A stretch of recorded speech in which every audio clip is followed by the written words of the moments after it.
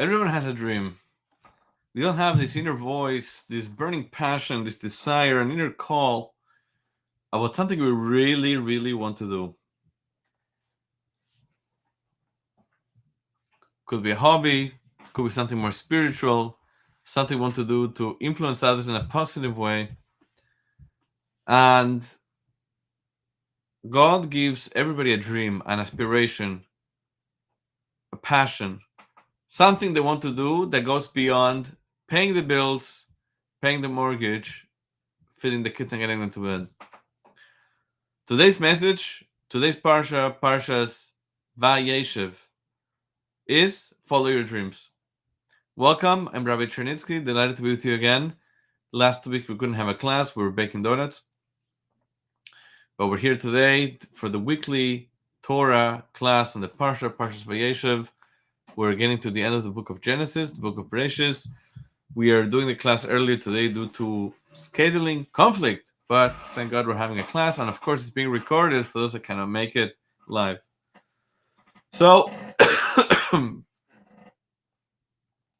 this week's Parsha, we have the story with Joseph, Yosef. His father loved him more than the rest of the children, right? His father Jacob, Yaakov, loved him more than the rest of the other 11 children, and he made a special coat for Yosef, the famous coat that some say had many different colors. Rashi, one of the commentators, says it was made out of milas, out of wool. But he had a special coat. Again, different explanations exactly what was special about it, but it was a special coat that he did not make for the rest of his children, and they were very jealous, the rest of the brothers. To top that off, Yosef has two dreams, and he calls everybody together, his siblings, his father, and he says, I had a dream. In my dream, he says, I saw that we were all binding sheaths of wheat, ma'almim alumim, and then the wheat that I was binding stood up straight, and 11 sheaths of wheat bowed down to it. Right? So he had this dream that the 11 siblings are all bowing down to him. The brothers were really upset. Torah says, Va'isnu Isoi, they hated him. To top that off, soon afterwards, he has another dream, and he calls everybody together again. He says, listen, Chevre, I had another dream, and in this dream, I saw that the sun, the moon, and the 11 stars bow down to me. This time, Torah says, interestingly, it doesn't say they hated him, it says, Veikanu boy. They were jealous of him. What's the difference?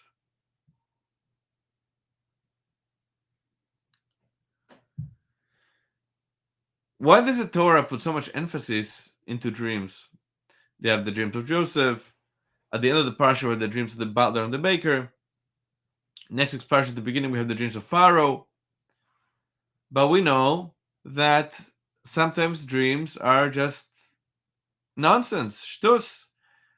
They're not a prophecy, they're not a divine vision. And according to Jewish law, dreams are insignificant. What does that mean? Imagine a person has a dream, and he dreams that one of his relatives comes to him, and he says, in such a place there is money buried, and this money is money that I borrowed from so-and-so. This person wakes up, he goes there, he digs it up, he finds the money. Does he have to give it to so-and-so? The answer in the Kol Jewish law, the Shulchan Aruch, is no. He doesn't have to, because there's a verse in Zechariah and in Zechariah that says that dreams speak vain things. A dream, what do we dream about? We dream about things we thought during the day, things we saw. Sometimes the forces of evil put all sorts of images in our heads to disturb us.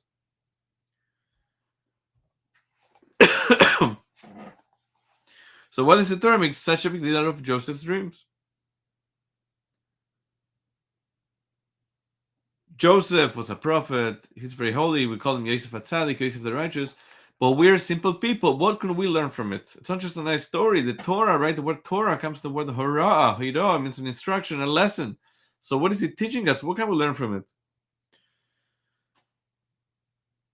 right? The whole trajectory of Joseph is through dreams, as we just said. And that's how he ends up being the Mishnah Lemelech, the viceroy of Egypt, second to the king of Egypt, in Egypt, second to Pharaoh, through the dreams, right? He gets to interpret the butler's and baker's dreams, and then the butler remembers that, oh yes, that this guy knows how to interpret dreams. Then he helps Pharaoh when he has his disturbing dreams, and then he ends up being promoted to the second to the king, the Mishnah Lemelech. But what does he have to do with you and me? That is the question. And the answer is so simple but so delicious. You see, Joseph's dreams were not regular dreams. The Torah never says that he dreamt at night. It doesn't say he woke up. It doesn't. Because his dream was a different kind of dream. Me and you, we have dreams during the night of whatever we think about during the day, things that we know. So you have a dream, nothing significant. Don't make a fuss out of it. There's no lesson there. But this wasn't a night's dream after sleeping. He dreamt this during the day, he dreamt it during the night, he dreamt it on Shabbat, he dreamt it on Yom Tov. This was his passion, his desire. He had this desire to change the world. That was the desire to be the ruler, to be the second to the king, that was only revealed, only expressed, only brought to fruition after this long narrative that involves the dreams. But this wasn't just a dream that he had after sleeping at night. This was a burning passion, a calling that he felt his soul had to be expressed in a way he wasn't being expressed now. He felt something was missing unless he could have this position of ruling and be able to help others, which is what he ended up doing as the second to the king, where he was able to feed and sustain the world during the years of hunger. Excuse me. I will stop smoking.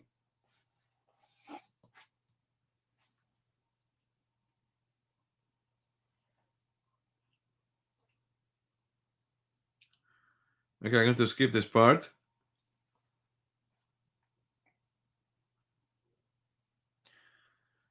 So we spoke about the dreams, the reaction of the brothers, but we didn't speak about why is it that after the second dream they become jealous. After the first dream they hate him. After the first dream they hate him. After the second dream they become jealous. Why? Right? If the dreams are meaningless, if it doesn't mean anything, if it will never come to fruition, it's just a shtus, it's just a folly, then what are you jealous about? Elamai, what's the answer? Says Avram ben Rambam, the Rambam says that because the dream was repeated, they figured it was going to come true. We find something similar the way Joseph interprets Pharaoh's dreams at the beginning of next week's Parsha, that he says the fact that it was repeated is going to happen very soon, very quickly. So here it didn't happen very soon, but the fact that it was repeated, they say, oh, it's actually going to take place. The Orach Chaim HaKadosh, the Heilige Orach Chaim, says something different, but beautiful. He says that like this. What's the difference between the two dreams and the reactions of the brothers? After the first dream, the brothers thought, okay, this guy, he's a bit of a megalomaniac. He thinks about being powerful and everybody bowing down to him and being in charge and ruling over us. So it's natural. What did he dream about? That's what he dreamt about, that the 11 stalks of wheat were bowing down to him, to his stalk of wheat. But the second dream, when what's included there is also the sun and the moon representing Joseph's parents, Jacob and Rachel, or Jacob and Bilhah in this case, the maidservant that raised them, because Rachel had already passed away. Says the Orach Chaim, it's impossible that he thought about that. No healthy, normal child thinks and hopes, has an aspiration that his parents will bow down to him. It's completely nonsensical. It's completely against everything. So when the brothers heard that dream, they said, there's something here. There's no way he was thinking about this. This must be a prophetic vision.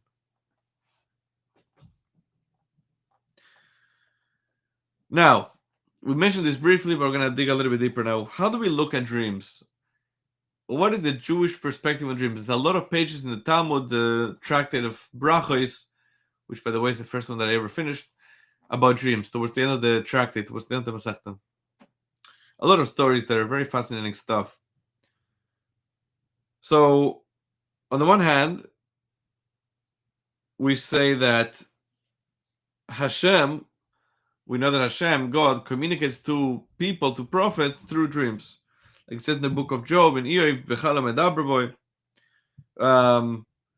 The Talmud says that a dream is 1/60th of a prophecy. And the early commentaries all explain why is it that prophetic visions are endowed at night. And two main explanations are that number one, at night is when the mind is free of distraction. And then number two, the soul is elevated at night when you go to sleep. It's connected with God, connected with godliness, and so it's able to receive. It's more of a vessel for the revelation of that prophetic vision. There's a concept called She'ilas Chaloim. I wrote it wrong in my notes, so I was about to say it wrong. I wrote She'ilas Shalom, which means asking for peace or saying hello. She'ilas Chalom, which means to ask a question to be answered in a dream. It's something that's mentioned in the early Jewish liturgy by the great rabbis of the 10th century and earlier. Famously, the Or Zerua. The Or Zerua, one of those early rabbis. Why did he name his book the Or Zerua? That was not his name. That's the name of his magnum opus, his main work, the Or Zerua, because he had a miracle. A man came to him, to this rabbi, and he said he wants to give his wife a divorce document, a get, and his name is Akiva, and he doesn't know how Akiva is spelled. And if you don't write the name correctly in a get, the whole get, the divorce document, is invalid, creating a lot of issues. So the Or Zerua asked Hashem to please answer in his next dream how to spell it. So when he went to sleep in his dream, he saw the words of Psalms, Oy Zerua la Tzadik ule Ishrei Leiv Simcha. I saw those words shining.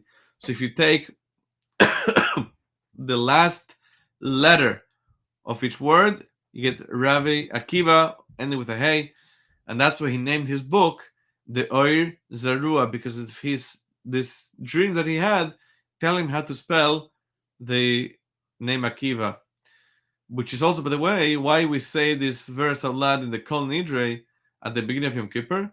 That's because Yom Kippur is the yahrzeit, is the anniversary of the killing of Rabbi Akiva by the Romans, Ymach Shemam. That's why we say Or Zerua la Tzadik ule Ishrei Leiv Simcha out loud at the very beginning of Kol Nidre.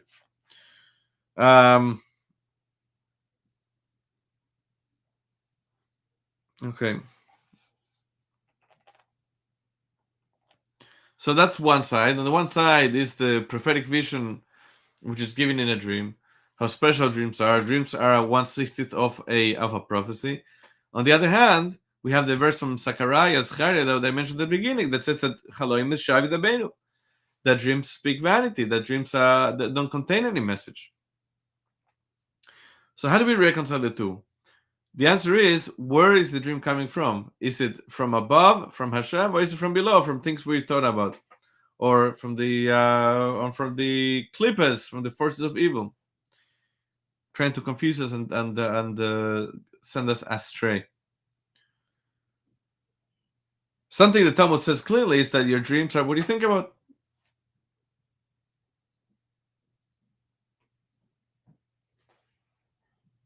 Famous story in the Talmud, Rabbi Shua ben Hanania, that one of the kings of the time is testing him. It says you're the wisest of the nations. Tell me, what am I going to dream about tonight? So he tells him this whole shocking story, and of course he dreams about it. But that's the way it goes. We dream about what we think about, things that affected us, whether it could be something exciting, something scary, and so on, as we all know. So on the one hand, a dream could be a godly revelation. On the other hand, it's just folly. It has no intrinsic value. So how do we know? It depends on the dreamer. It's something we find in the letters of the Lubavitcher Rebbe, in other holy books. if it's a holy person, a person who's dedicated to Torah mitzvahs, a person who's connected to Hashem and everything that he does, then naturally at night, what happens when his mind is clear of distraction, connects to God. He receives a God revelation. But the rest of us were in the iPhone and Facebook and TikTok and Instagram for most of the day. Unfortunately, at night, that's what we see.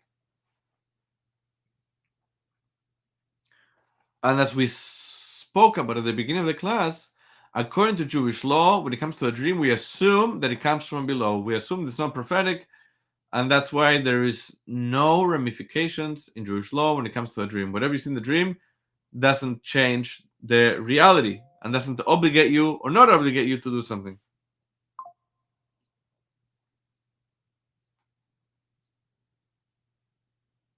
And this is what happened. This is what the Oira Chaim HaKadosh that we brought before says happened by Joseph's dreams. The first dream, the brother said, oh, he's just dreaming about what he's thinking about. He wishes he could rule over us. Aye, but when it came to the second dream, they said, this dream is from above. When they saw that, well, the dream includes the sun, the moon, and the 11 stars, he said, no normal person has an aspiration for his parents to bow down to him. So he had this dream. It must be that it's from above. It's a prophetic vision. That's why they were jealous. They knew he's special. They knew now he's a prophet. Right? We know that only Joseph was privy to study one-on-one with Jacob, their father.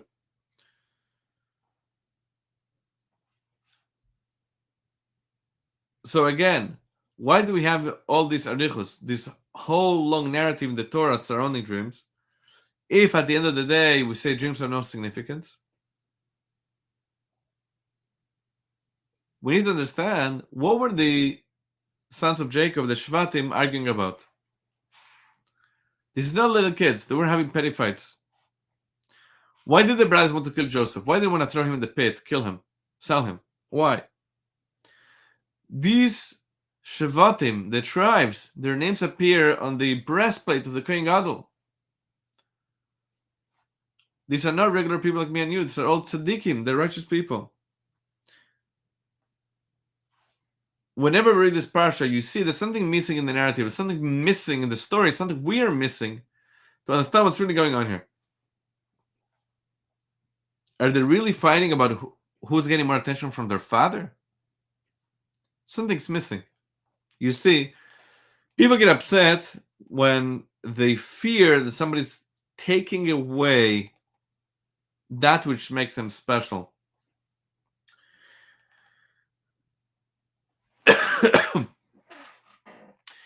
They weren't fighting about who is loved more by the father. They were fighting about who does God love more. Until Yosef, everybody was a farmer. All of the forefathers. Joseph is the first Jew who leaves the ghetto, leaves the Jewish neighborhood, leaves the, so to speak, the tradition, to put it in a certain way, and paves a new path. Instead of being a farmer, a shepherd, he becomes a ruler. How does it start? With his dreams.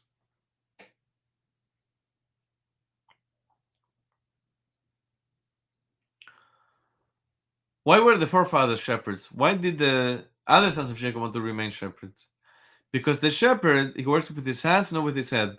The head is available, clear, to think about Hashem, think about God, think about Torah. The hands are busy, but it's not intellectual work. A person that works with sheep, with animals, he has a loose schedule. He could meditate, he could pray at length. And when he finishes, he takes out the sheep and he feeds them and he takes care of them and so on and so forth. Not so the farmer. I know before I said they were farmers. The forefathers were shepherds, not farmers. The farmer is very different because the farmer is bound to the earth, to the land, to the crops, and he has to keep to a schedule. The farmer has to be up at 5:30 in the morning to do things at a specific time, otherwise he loses the crop. Very different. The shepherd, his job, it's also more predictable. How the sheep are growing, he's going to be able to sell good fat sheep at the end of the season. But the farmer doesn't know.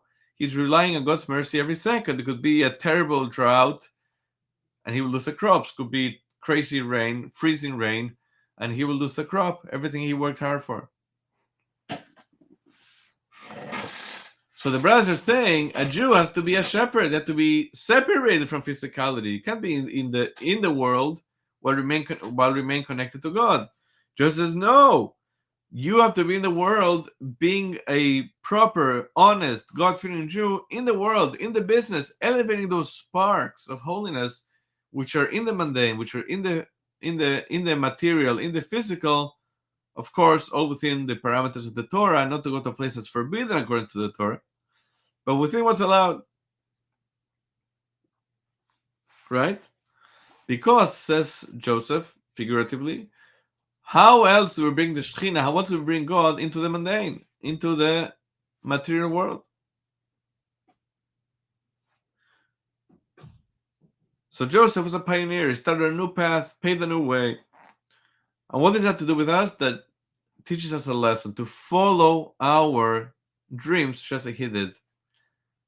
Though he was the pioneer, though he had so much opposition. Everybody needs and wants to feel that he or she is creating, contributing something to God's world that wasn't there before, that no one else could do. We need to stop living just to pay the bills, make sure the kids are in bed and fed. We have to have a dream, a hobby, something that gives us that sense of fulfillment to feed our passion 30 minutes a day, 15 minutes a day, to do something that takes you closer to that so you can look back and say, wow, look at what I accomplished. What a geschmacke, delicious life that I lived. So the next part is up to you. What are you going to do? Hope you enjoy the class. Again, I'm Rabbi Trinitsky, Director of Chabad of Newfoundland. Hope to see you again next week, God willing. Maybe we'll do the class a little bit earlier. Next week is Hanukkah. So if it's not at 8, maybe we'll change the time. But we'll see you, God willing, next week. Take care.